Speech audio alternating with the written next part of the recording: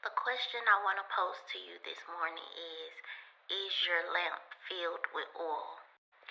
This message came to me last night and it actually carried through the night all the way until this morning.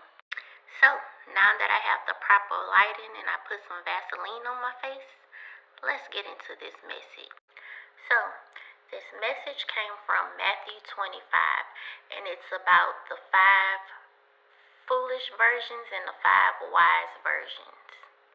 A quick background on this story. So basically, you had 5 versions that were prepared to welcome the bridegroom.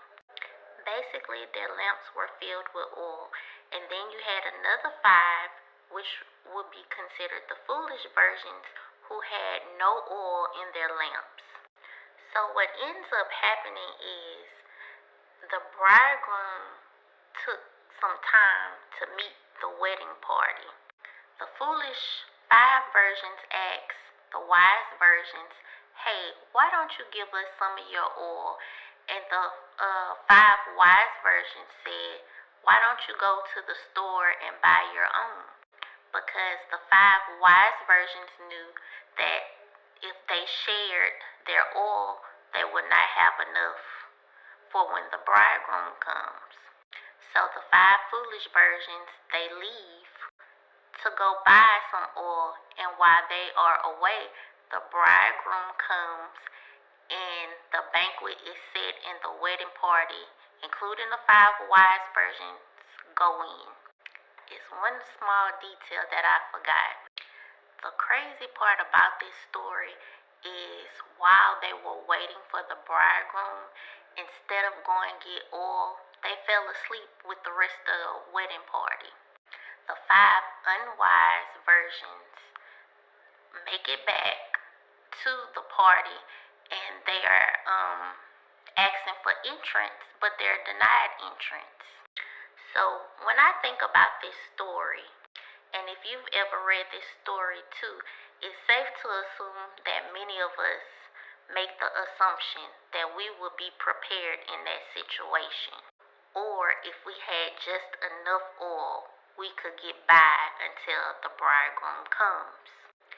But there are many reasons why these 5 versions were considered foolish. And some of the reasons may be they didn't prepare for the wait of the bridegroom. They assumed that he would be in right away, and I don't know what they were going to do if he showed up while they were all awake and waiting for him with no oil in their lamps. They didn't expect the unexpected entrance by the bridegroom. So in other words, they weren't watchful of the season, of the moment, to be able to discern that they quickly needed to get some oil for their lamps. And then they just showed up with no oil in their lamps. But when I think about this story, what's going to catch a lot of people off guard is they think they can move and get right with the Lord at the last minute. A little relationship here with God, a little relationship there, and they think that's enough, but it's not. You have to constantly work on increasing your flow of oil. The Lord not only needs full lamps, but you need a full lamp of oil. You need more than enough. I imagine the oil would be used to carry us through the waiting period, through periods of uncertainty, trials and tribulation, through darkness, through it all. So I would suggest every opportunity you have to read your word, read it.